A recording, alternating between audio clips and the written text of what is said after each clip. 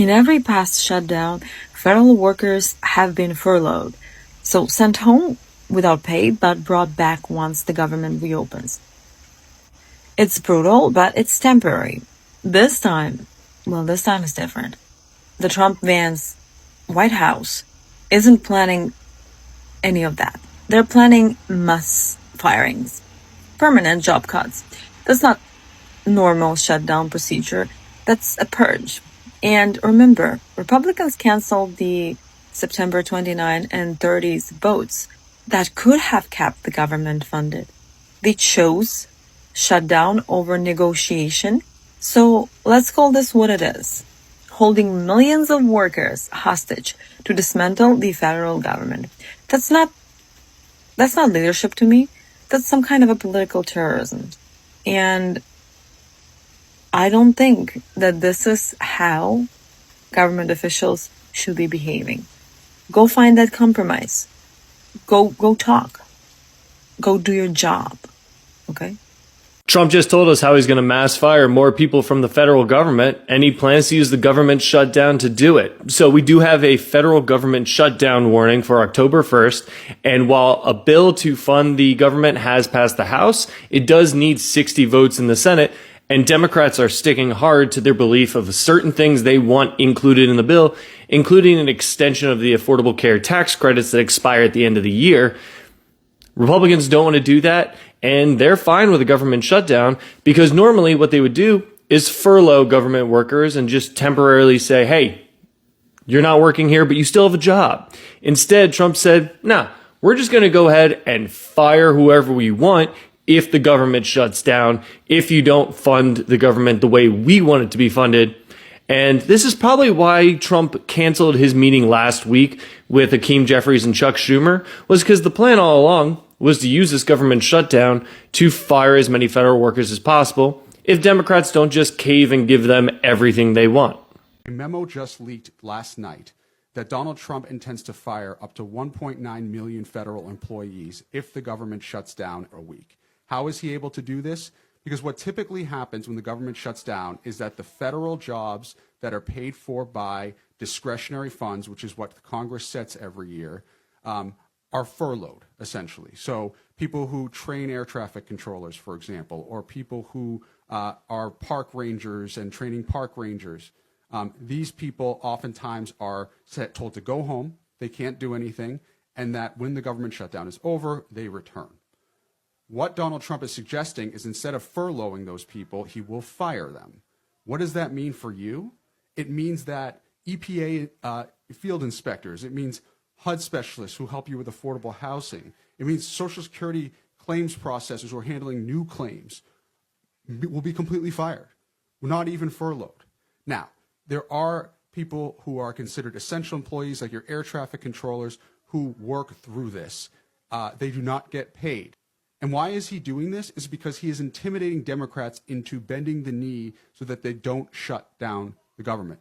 When I was chief of staff at Labor, I saw how much harm Trump did the first time because there were so many open positions that inspected work sites for safety, for example, that even to get to the baseline of what happened before Trump's administration in terms of hiring would take years. He is trying to completely destroy government as we know it, rebuild it in his image, and the impact may be generational. Is any of this legal? Probably not, but this is what Donald Trump does. He acts first and worries about the legal ramifications later. The implications and the harm for our country are dire, and we are just getting started on how bad this could be. We have some major news right now. The White House is setting the stage for mass firings across the federal government and is threatening to go through with this if we reach a government shutdown, which could happen in now just 5 days. We now know, according to the Office of Management and Budget, which released a new memo, that it's prepared to go beyond the traditional furloughing that happens when we have a government shutdown. Essentially, people placed on leave, but then getting paid afterwards. But now, according to Politico, the OMB, the Trump administration, is preparing to just go ahead and potentially fire thousands of federal employees if on October 1st, funding for their job program runs out, and essentially not allowing them to come back to work. This would lead to mass firings across the federal government in a way that we have not seen before, and would give the administration an excuse to just start firing arbitrarily any individual in a program that doesn't have funding on October 1st, which is a hell of a lot of programs because September 30th is the government funding deadline for most of the federal government. Everyone needs to know this, so spread the word, follow along for more. What's up, guys? Thank you for being here. If you're new, don't forget to like, subscribe, share, and follow for more. So the Trump administration is telling agencies to be ready to proceed with mass firing, known as reduction in force. The potential mass firing will lead to many to lose their source of livelihood. Do let me know what you think about this in the comment section. Credit goes to the original creators whose clips have been used in this video. There's some major breaking news for federal employees tonight. Russell Voigt, who's well known to hate federal employees and want to traumatize them, who's the director of the Office of Management and Budget at the White House, is expected to release a memo to all federal agencies tomorrow, which, according to Politico, instructs them to identify programs, projects, and activities where discretionary funding will lapse on October 1st and where no alternative funding streams are available, and start developing RIF plans for those programs, agencies, and directorates. Russell Voigt is literally attempting to utilize a shutdown to remove all programs that are not legally required by Congress that do not align with Russell Voigt, Stephen Miller, and Donald Trump's agenda. This is a significant break from how shutdowns have ever worked in the past, ever. He's attempting to not furlough employees, but remove employees from employment because Russell Voigt hates federal employees. Now, according to the memo that Politico has seen, the following programs will continue regardless of a shutdown and will not be included in these RIF plans: Social Security, Medicare, Veterans Benefits, military operations, law enforcement, immigrations and customs enforcement, customs and border protection, and air traffic control. All of the other federal programs, all other agencies will be directed to develop a reduction in force plan that will be implemented starting October 1st. Now, there's a whole lot of issues that go along with this, including the timelines that are legally required for reductions in force. So I do not see this going anywhere, let alone beating a legal challenge.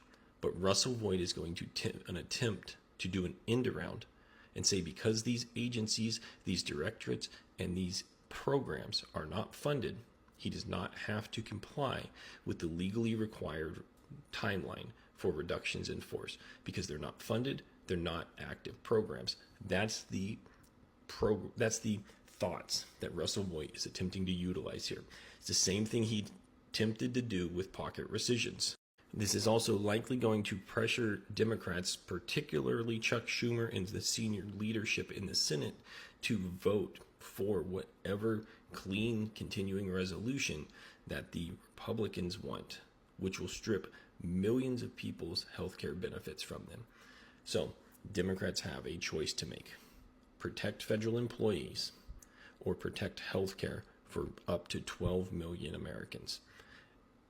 That's a choice that nobody wants to make, but that's a choice that Russell Voigt is forcing onto the Senate Democrats.